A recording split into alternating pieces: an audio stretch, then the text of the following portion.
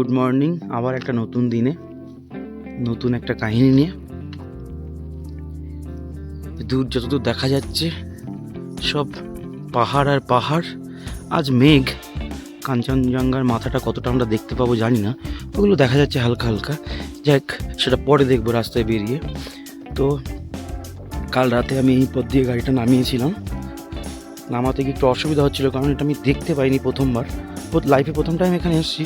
পিছনে কী ছিল দেখিনি, তো ওই জন্য একটু এখানে সমস্যা হচ্ছিল। জায়গাটাও খুব কনজেস্ট। তো এখানে গাড়িটা কালকে পার্কিং করেছি। আমরা যেখানে এসেছি এই জায়গাটার নাম হলো ত্রিলোক হোমস্টে। খুব সুন্দর ফ্যাসিলিটিস, একদম নিরিবিলি। আমি দেখাচ্ছি, দেখুন কত সুন্দর রুমগুলো, বেশ সুন্দর, ইকো ফ্রেন্ডলি, কোনো রকম সমস্যা নেই। তো কালকে আমাদের যেহেতু বুক ছিল না, আমরা ইনস্ট্যান্ট বুক করে এসেছি ফোন করে। তো ভালো সে অর্থে পাইনি রুম। তো রুম লোকেশনটা সেরকমভাবে ভিউ পয়েন্ট হয়নি, ওই রুমটাতে ছিলাম। তো সেটা যাই হোক, কালকে রাত থেকেছিলাম। খুবই কমই নিয়েছে, 1000 টাকা পার হেড। তো ভালোই কেটেছে কালকে রাত্রিটা। আজকে আমরা রাবাংলার দিকে যাব। কেমন লাগছে অনুপম? দারুণ দারুণ। এই চারপাশের পরিবেশটা এত সুন্দর। হ্যাঁ, প্রকৃতিকে উপভোগ করতে গেলে এরকম জায়গায় আসতে হবে, নাহলে অসম্ভব সুন্দর জায়গা। আর তার থেকে বড় কথা হলো আশেপাশেই আমরা হয়তো এখান থেকে 500 মিটার নিচে গেলে ঝর্ণা পাবো। আমরা অলরেডি ঝর্ণার, যেহেতু সামনে অনেক গাছ রয়েছে, সাউন্ডটা আমরা শুনতে পাচ্ছি। তো চলছে এভাবে। আমরা যেহেতু রাত্রে এসেছি, কাল প্রায় 6:30 বেজে গিয়েছিল। তো আলটিমেটলি আশা করি ভালো লাগবে। আর একটু গেলেই ওদিকে অনুপম দেখাও, রোপওয়ে আছে, ওখান থেকে স্টার্ট। জানি না দেখা যাচ্ছে কতটা। দুর্গা নাম স্মরণ করে শুরু করলাম আজকের নতুন জার্নি। রাস্তাগুলি অত্যন্ত ভয়ানক। কাল এই রাস্তা দিয়েই নেমেছিলাম, সকালে এই রাস্তা দিয়ে আবার আমাকে উঠতে হচ্ছে। এখন আমরা যাব স্কাইওয়াক। কিন্তু গাড়ি স্টার্টের সময় যেখানে ছিলাম সেই হোমস্টের মালিক যে কথাগুলি বলল সেগুলি কিন্তু যথেষ্ট আমাকে ভাবাচ্ছে। তিনি বললেন আমি নাকি গাড়ি নিয়ে স্কাইওয়াক পর্যন্ত যেতে পারবো না। তো ঠিক আছে, চলো কি হয় দেখা যাক। আমি কিন্তু হাল ছাড়বো না, আমি শেষ পর্যন্ত চেষ্টা করব, দেখি কতটা কি হয়। অনুপম আমাকে সাহস জুগিয়েছে। অশেষ প্রথম আমার গাড়িতে, এর আগে প্রবীণকে নিয়েও আমি। তো অশেষ আমাকে এক প্রকার নাই করেছিল যাওয়ার জন্য, বলেছিল এখান থেকে ট্যাক্সি নিয়ে, ওদের যে লোকাল ট্যাক্সি সেগুলো নিয়ে যেতে। কিন্তু আমি হাল ছাড়িনি। আমি বললাম চলো শেষ পর্যন্ত দেখা যাক কি হয়। না হলে যেখানে গাড়ি মনে হবে আর পাচ্ছি না চালাতে, সেখান থেকে ব্যাক করব, অপশান তো অবশ্যই আছে। তো হাল না ছেড়ে শুরু করলাম আবার একটা নতুন অ্যাডভেঞ্চারের উদ্দেশ্যে। জানি না কতটা এগোতে পারবো, সামনে কি প্রতীক্ষা করছে আমার জন্য। চলুন দেখা যাক কি হয়। আমার মনে একটা সাহস ছিল যে কলাখামের মতো অত ভয়ানক রাস্তা হয়তো হবে না। ওই রাস্তাটা আমার জীবনের সব থেকে বাজে অভিজ্ঞতার একটা অফ রোড। তো প্রথমের দিকে অতটা ভয় লাগেনি এই রাস্তাতে যেতে যেতে, কিন্তু কিছুটা রাস্তা পার হওয়ার পর আমার মধ্যে খুব ভয় কাজ করছিল যে ওই হোমস্টের মালিক হয়তো আমাকে ঠিকই বলেছিল। রাস্তা খারাপ ছিল যথেষ্ট, এবং তার মধ্যে স্টিপগুলো এত মারাত্মক ছিল যেটা সত্যি ভাবাচ্ছিল আমাকে। আর রাস্তাটা এতটাই সরু, উপরে গিয়ে পার্কিং পাবো কি না এটাও আমার জানা ছিল না, কারণ আমি স্কাইওয়াকে আগে কোনো দিন যাই। এই রাস্তাগুলিকে প্রথম 2-3টে টার্নিং একটু সহজ মনে হচ্ছিল, কিন্তু তারপর যত উপরের দিকে উঠছিলাম টার্নিংগুলো তত তীব্র বাঁক আর স্টিপগুলো মারাত্মক হতে শুরু হচ্ছিল। একটু ভয় সংশয় কাজ করছিল। দিনটা যে এমন অ্যাডভেঞ্চার দিয়ে শুরু হবে আমি নিজেও কল্পনা করতে পারিনি। তো এভাবে উঠতে একটা সময় নিজেকে মনে হচ্ছিল হয়তো ভুল করেই বসলাম। ড্রাইভারের কথাটা শুনে বা আগের গাড়িটা দেখে আমার আসা উচিত হয়নি। আমার উচিত ছিল এখানকার হোমস্টের মালিক যে কথাটা বলেছে সেটা মাথায় নিয়ে চলা, কিন্তু আমি তো অবাধ্য, কারোর কথাই শুনি না, নিজের যেটা মনে হয় সেটা আমি করি। তো অ্যাট লাস্ট এভাবে চলতে চলতে একটা সময় আমি আমার ঠিক লক্ষ্যে পৌঁছে গেছি। আর আপনি কোনো কঠিন কাজ যেটা অন্য কেউ আপনাকে বলবে আপনার দ্বারা হবে না, তখন যদি আপনি সেটাকে সুসম্পন্ন করতে পারেন, সেটা কিন্তু আপনার কাছে একটা যুদ্ধে জয়ের থেকেও কোনো অংশে কম নয়। তো এটাও আমার কাছে তাই ছিল, তাই আমি আর এক্সাইটেডমেন্ট করে না রাখতে পেরে চিৎকার করে উঠেছিলাম। একটা কথা না বলে পারছি না। এটা হলো স্কাই ওয়াকে, এখান থেকে 1.5 কিলোমিটার নিচে আমাদের হোটেল ছিল। বলো, লোকটা সম্পর্কে বলো কিছু। আমাকে যে বললো উঠতে পারবো না, বা যে কিছু। বলেছিল যে নেগেটিভ কমেন্ট করেছিল না, যে সত্যি আসতে পারবে না এখানে, কিন্তু আমরা খুব সুন্দর ড্রাইভ করে আসলো, আমরা খুব সুন্দর আসলাম। রাস্তা স্টিপ আছে, কিন্তু বিভাস খুব সুন্দর নিয়ে আসলো আমাদের, খুব একটা প্রবলেম হয়নি। আমাদেরকে বললো একটা ট্যাক্সি বুক করে যান, হ্যাঁ ওখানে উঠতে পারবেন না। তাই বললাম হাঁপাচ্ছি এখন, হ্যাঁ, তাই বললাম না, এটা অল্টিটিউডের জন্য হচ্ছে, সেটা অসুবিধা নেই, কিন্তু যাই হোক না কেন, হ্যাঁ, কিন্তু উঠে পড়েছি। অলওয়েজ পজিটিভ থাকতে হবে, কিছু একদম, করার নেই। একদম, be positive। ঠিক আছে, রাস্তায় কোনো সমস্যা হতে পারে, সেটা পরে ব্যাপার, সেই সিচুয়েশনে আমাদের হ্যান্ডেল করতে হবে, কিন্তু খুব সুন্দর আসা হয়েছে, আর খুব ভিউটা খুব সুন্দর। আর এটা একদম পেলিংয়ের আমরা আসলাম এখানে, ওই স্কাই ওয়াকের থেকে টোটাল ভিউটা এটা, এই যে বুদ্ধ স্ট্যাচু, যে স্কাই ওয়াক, আমরা এখানে কিছুক্ষণ পর উঠবো এইখানে। তো এইখানে এই view from sky walk Pelling খুব সুন্দর।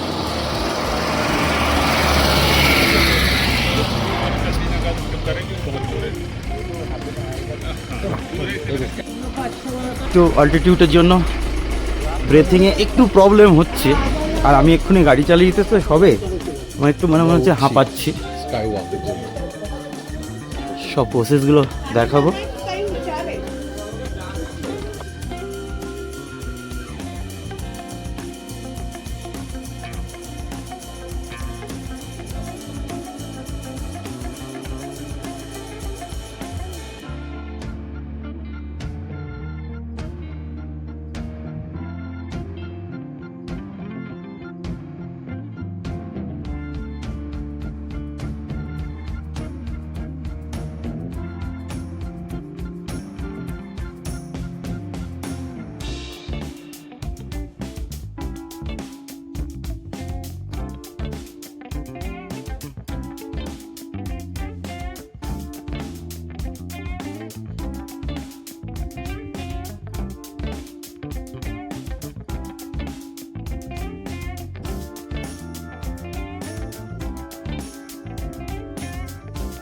এন্ট্রি করছি স্কাই ওয়ার্ল্ডকে।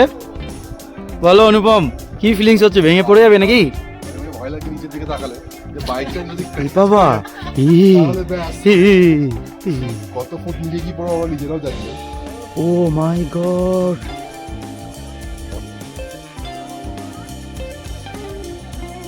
অনুপম বক্তব্য কি? দারুণ লাগছে, তাই দারুণ ভিউটা দেখা যাচ্ছে। আর এদিকে মহেশটি, কিন্তু পায়ের তলায় কিন্তু মনে হচ্ছে পায়ের তলা খুব তাড়াতাড়ি কাজ করা ছেড়ে দেবে, এতটাই ঠান্ডা পায়ের তলা।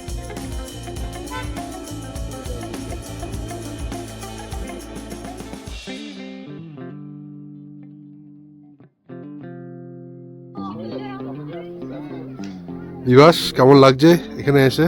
দারুণ, ভিউটাও খুব সুন্দর এখান থেকে, রাস্তাটা দেখাও কত সুন্দর রাস্তা। দারুণ রাস্তা, এই রাস্তাটা একদম নিচে থেকে উপরে উঠে গেছে। পাশেই বুদ্ধ মনেস্ট্রি,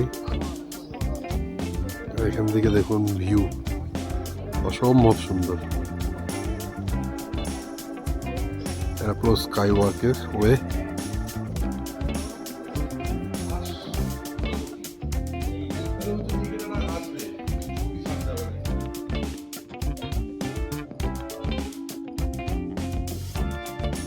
স্কাই ওয়াকে অনেকটা টাইম কাটানোর পর আমরা নামচির উদ্দেশ্যে রওনা দিয়েছি।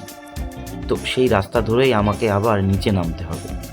তো ওটার থেকে নাকি নামাটা বেশি কঠিন, কারণ নামার সময় টোটাল ইঞ্জিন ব্রেকেই গাড়িটা নামানো উপযুক্ত।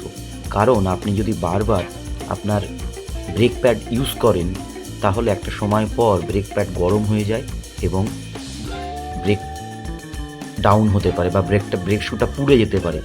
ওই জন্য ইঞ্জিন ব্রেকে গাড়িটা নামানো সত্যি একটা চ্যালেঞ্জিং।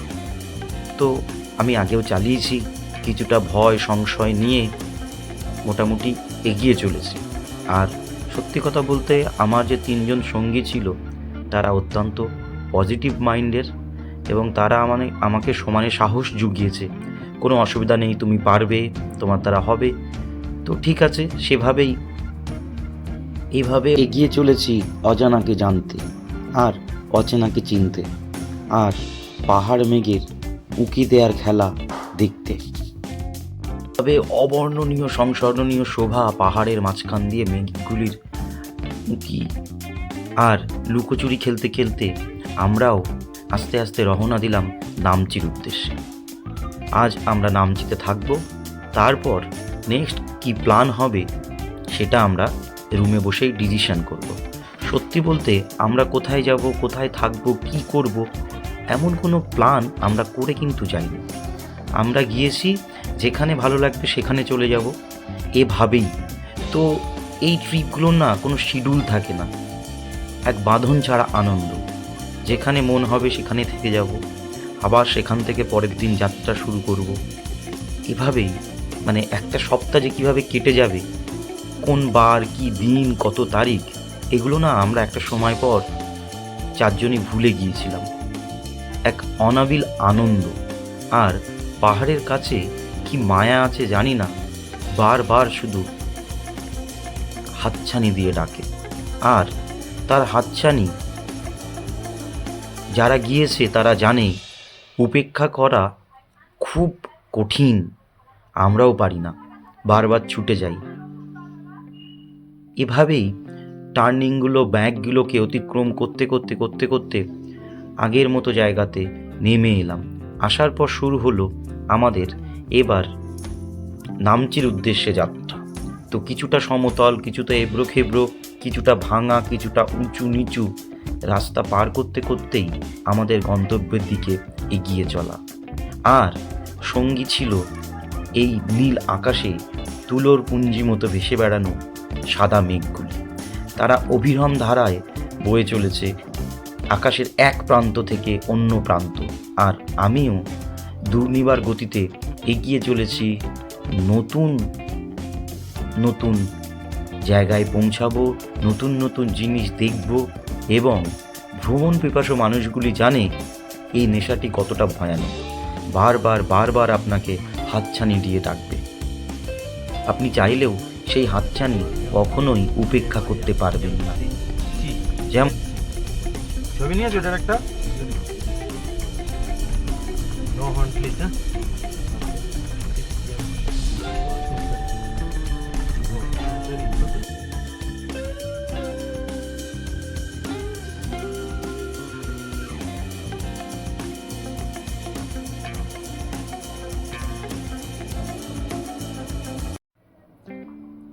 আমরা এখন আছি ওয়েস্ট সিকিমে।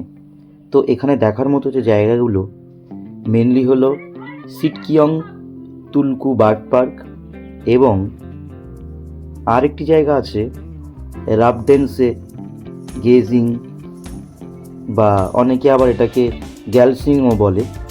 এটি ওয়েস্ট সিকিম অবস্থিত।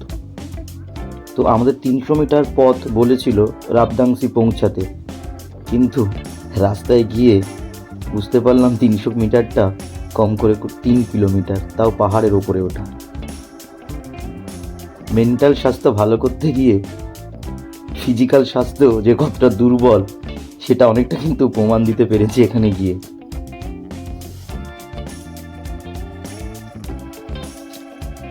ভালো হতো।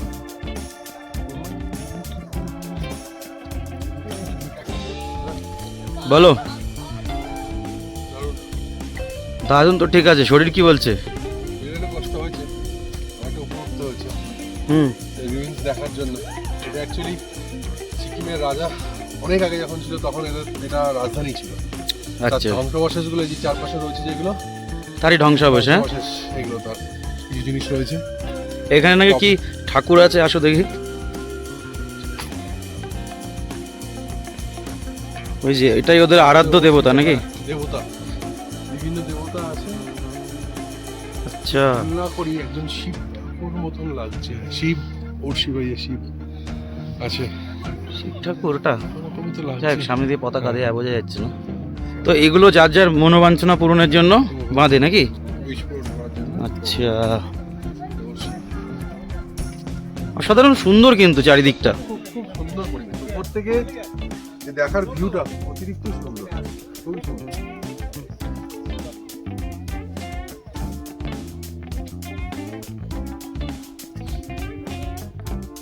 তো এটা নাকি ওদের কনফারেন্স রুম ছিল,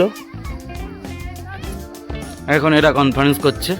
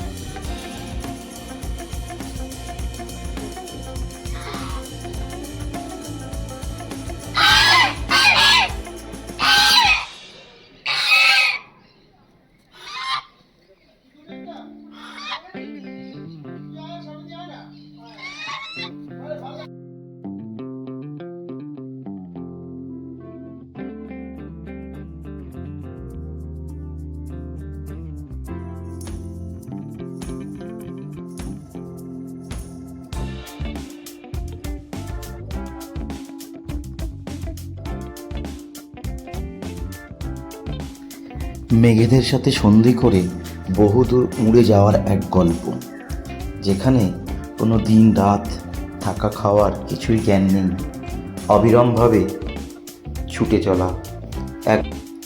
এই ছুটে চলার নেই কোনো কর্মব্যস্ততা, নেই কোনো অফিসের তাড়া, নেই কোনো যান্ত্রিক কোলাহল, শুধু প্রকৃতির মাঝে নিজেদেরকে মিশিয়ে দেয়াই যেখানে প্রধান। তো এভাবেই আমরা এগিয়ে চলেছি নামচির দিকে। সঙ্গে প্রচণ্ড উৎকণ্ঠা বোধ কাজ করছে। এরপর কি আছে, ভবিষ্যৎকে জানার এক অসীম আগ্রহ যেন আমাদেরকে ঘিরে ধরছে। এমন সুন্দর পথ। আজকের আমাদের গন্তব্য ছিল নামচি, তো আমরা মোটামুটি নামচিতে ঢুকে গেছি।